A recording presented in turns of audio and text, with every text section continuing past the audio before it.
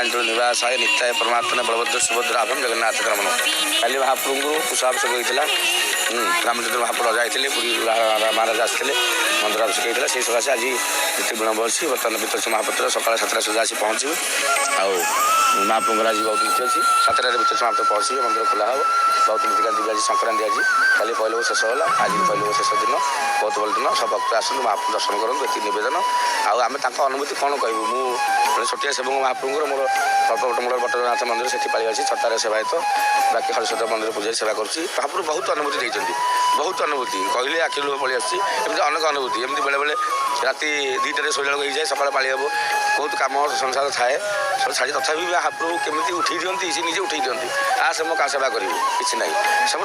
किसी कहीपर शब्द ना महाप्रभु कहू सी तो संसार मालिक सौत ब्रह्मांडर मालिक बिना गछपत्र हलेनि सब सी विषय कौन कहू आम शब्द ना कि बहुत भक्त आसिक कहते एत राति एत कहीं मंदिर खोलनी 4टार खोले ना काली पुष्पाभिषेक होता समस्त आम कहूँ जी जानी पुष्पाभिषेक होता महाप्रभु जाते काली रजा आसते नीतिकांति होता ये विलम्ब अच्छी आप अपेक्षा करूँ सकाल 7टा हम महाप्रभु शोचते उठे जमी आम शोचु आम टाइम उठुचु से महाप्रभु शोचती महाप्रभु के सकाल 5टा 15 शोले 7टार उठे सब भक्त दर्शन पाइबे किसी असुविधा ना महाप्रभु समस्त दर्शन देवे ठाकुर समस्त कितु दूर दूरांत जात्री आस जापना 3टा खोले आज 7टा बजे 6टा बजे खोल समस्त ही दर्शन करेंगे महाप्रभु समस्त जय जगन्नाथ अनुभूति बहुत कि छोटिया अनुभूति कहूँ गुरुतर लकडाउन कोरोना होता है लकडाउन समय कहीं ना श्रीपुर मंदिर ओढ़ था आम सेवा पूजा था कि बहुत अनुभूति महाप्रभु देते निजे बहुत प्रकार किसी कर जय जगन्नाथ जय जगन्नाथ जय जगन्नाथ महाप्रभुंर जो सेवा रखिंट आप सेवा कर कल्प वृक्ष पाखे एति पूर्व भाग आकल्पी जीवित महाकल्प वृक्ष देख ए छाया प्रदेश ब्रह्मत्या पाप दूर हुए मने रख तेणु जो कल्पधरी जो कल्प वृक्ष रही जहाँकर पूर्व भाग जार छाया प्रदेश प्रवेश कले ब्रह्महत्या भली पाप दूर हो जाए तो से कल्प वृक्ष पाखे कल्प जगन्नाथ से बट गणेश पाखे जो सेवा रखी तेणु आपणकर सेवार पटांतर ना सेवक को से सदा सर्वदा से घंट घोड़े रखि था आपणकर ये अनुभूति से ही महाप्रभुंर दिव्यता और भव्यतार करुणार लक्ष्य तेणु महाप्रभु सदा सर्वदा भक्त प्रिय सी भक्त प्रिय माधव तेणु भक्त को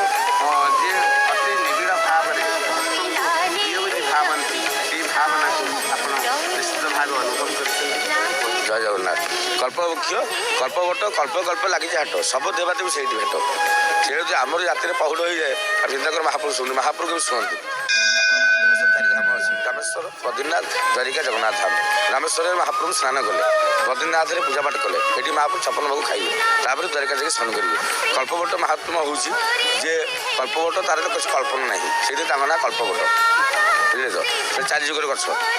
4 जुगर अमर गछ मूल तो ब्रह्म रूपाय मध्य तो विष्णु रूपिणी अग्र तो शिव रूपाय वृक्षराज नमस्कृत से बटपत्र महाप्रभु शोचती पदार बिंदम मुखार बिंदम विनिमय शांतम पटेश पत्र कुटेशनम बाल मुकुंद मनसासुरानु से रही गणेश महाप्रभु ना बट गणेश कारण कल्पवट मूल रही बट मंगला माँ रही बट मंगला हरिश्वर रही बट हरिश्वर देव कल्पवट जगन्नाथ रही बट जगन्नाथ ये कल्पवट सबुठ आगुआ तार अंत ना मूल 3 ठाकुर रही मूल तो ब्रह्म रूपाय मध्य तो विष्णु रूपिणी अग्र तो शिव रूपाय वृक्षराज नमस्ते श्री कृष्ण महाप्रभु रही पदार बिंदम मुखार बिंदम मिलमय शांतम पटेश पत्र कुटेशनम बाल मुकुंद मनसासुरानु अपत्र नानी पुत्र पाए अंध चक्षुदान पाए से सब पाए विश्वास फलदायक आपण गोटे कथा कहे जो गोड़ी बांधती कल्प वृक्ष जो मानसिक धारी मैंने से विषय कह आज्ञा से कल्पवट किसी पाए गले कि छाड़ा पड़े जी मानसिक आसुँच गोटे गोड़ी देवे 3टा कंठी पकड़े 3टा मानसिक कारण 3 ठाकुर रही मूल तो ब्रह्म रूपाय मध्य तो विष्णु रूपिणी अग्र तो शिव रूपाय वृक्षराज नमस्ते ये 3टा मानसिक कर 3टा गोड़ी बांधती वर्ष भर निश्चित मानसिक पूर्ण हुए कि किसी गोटे पाए गले छाड़ा पड़े ये गोटे किसी भल फल छाड़ा पड़े छाड़े किसी फल मिले 3टा मानसिक कर 3टा गोड़ी बांधते वर्ष भर निश्चित पूर्ण हुए जी आमर एठा लोक आसीपारती खोलती जी न आसीपारे वर्ष भर निश्चित पूर्ण हुए जो फल छाड़ी था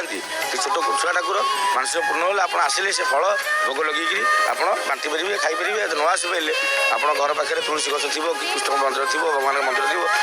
ଯେଉଁ ଫଳଟା ଛାଡ଼ିଛି ସେ ଫଳ କିଛି ମିଠା ଭୋଗ ଲଗେଇକି ଛୋଟ ଛୋଟ ଛୁଆକୁ ବାଣ୍ଟି ଦେଲେ ସେ କୋଡ଼ି ବି ଆପେ ଆପେ ପଡ଼ିଯାଏ। ତା ମହାତ୍ମ୍ୟ ଏଇଆ। ମହାପ୍ରଭୁଙ୍କ ପାଖରେ ସେ କଳ୍ପବୃକ୍ଷର ମାହାତ୍ମ୍ୟ ଆପଣ ଶ୍ରବଣ କରୁଥିଲେ ଯେ ମାର୍କଣ୍ଡେୟ ଋଷି ଯେଉଁ ବଟପତ୍ରରେ ମହାପ୍ରଭୁ ସେ ବାଳ ମୁକୁନ୍ଦଙ୍କୁ ଦର୍ଶନ କରିଥିଲେ। କଳ୍ପ କଳ୍ପ ଧରି ସତ୍ୟଯୁଗ ତ୍ରେତୟା ଯୁଗ ଦ୍ୱାପର ଯୁଗ କଳିଯୁଗ ଯେଉଁ 4 ଯୁଗରେ ଯେଉଁ କଳ୍ପବୃକ୍ଷ ଆଜି ପାରିଜାତ ବୃକ୍ଷ ବୋଲି କୁହାଯାଉଛି। ତେଣୁ ସ୍ୱର୍ଗରେ ଥିଲା ମର୍ତ୍ତ୍ୟରେ ବର୍ତ୍ତମାନ ଏହି କଳିଯୁଗର ମର୍ତ୍ତ୍ୟ ବୈକୁଣ୍ଠରେ ମହାପ୍ରଭୁ ଜଗନ୍ନାଥଙ୍କ ଧାମରେ ଏହି କଳ୍ପବୃକ୍ଷର ଅବସ୍ଥାନ ରହିଛି। ତେଣୁ ବାସ୍ତବରେ ଏ କଳ୍ପବୃକ୍ଷ ସେବା ଆଉ ମହାପ୍ରଭୁଙ୍କ ସେବା ଏକ ଅନନ୍ୟ ସେବା। ତେଣୁ ମହାପ୍ରଭୁଙ୍କର ଆଜି ଦିବ୍ୟତା ଭବ୍ୟତାକୁ ଅନୁଭବ